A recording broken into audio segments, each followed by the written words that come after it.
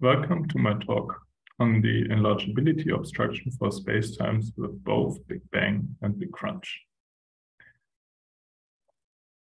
I want to start with a little motivation where I talk about Big Bang and Big Crunch in general.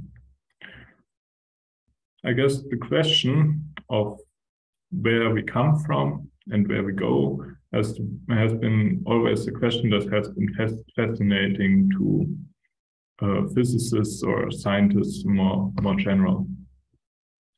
And well, modern cosmology can give certain answers to these questions. And one of these answers is that it's almost certain for us to have, for the universe to have started with a Big Bang. There is a way to make this mathematically precise. And this way was provided by Hawking in his famous singularity theorem, which I'm going to explain now.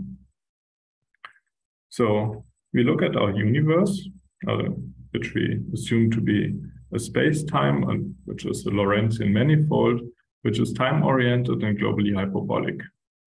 And inside the space-time, there is some time that we call now, that we call present, which is a Cauchy hypersurface, which is space-like. And since it is space-like, we will have an induced Riemannian metric on this Cauchy hypersurface.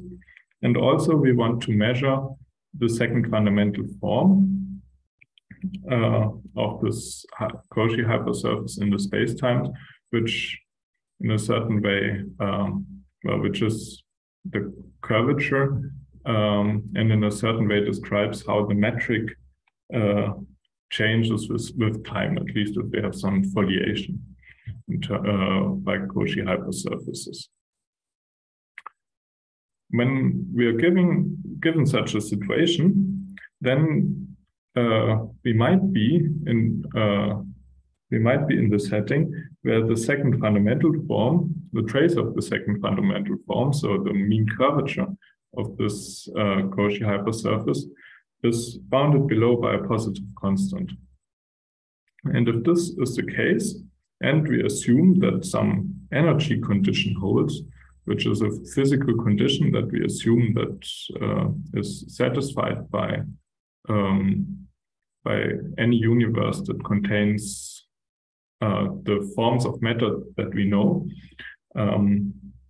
But mathematically speaking, this is just the condition that the Ricci curvature is positive in a certain sense.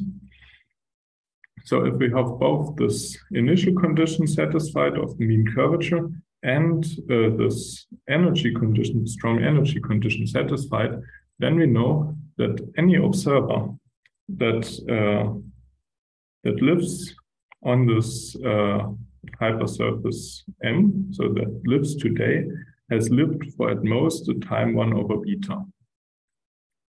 So that is to say, there's nothing older in this universe at the point of time specified by this Cauchy hypersurface M. There's nothing that lived for longer than 1/beta. And so the universe is not old. And well, this is what we call Big Bang. You can also turn the arguments around. When you change a little sign here, you have the condition that the mean curvature is bounded above by a negative constant. Then we know that everything will live for at most time 1/beta, and this is what is called Big Crunch usually. So given that we are in this situation, that we know that there was a Big Crunch, then the question that we might ask is, well, will our universe end in a Big Crunch? And we can maybe generalize this even more, or ask an even more general question. Are there even universes that start with a Big Bang and then end with a Big Crunch? And this is the question that I want to discuss in this talk in terms of initial data sets. So These initial data sets will play an important role, and I'm going to explain what they are and what the strategy and the results are in the next video.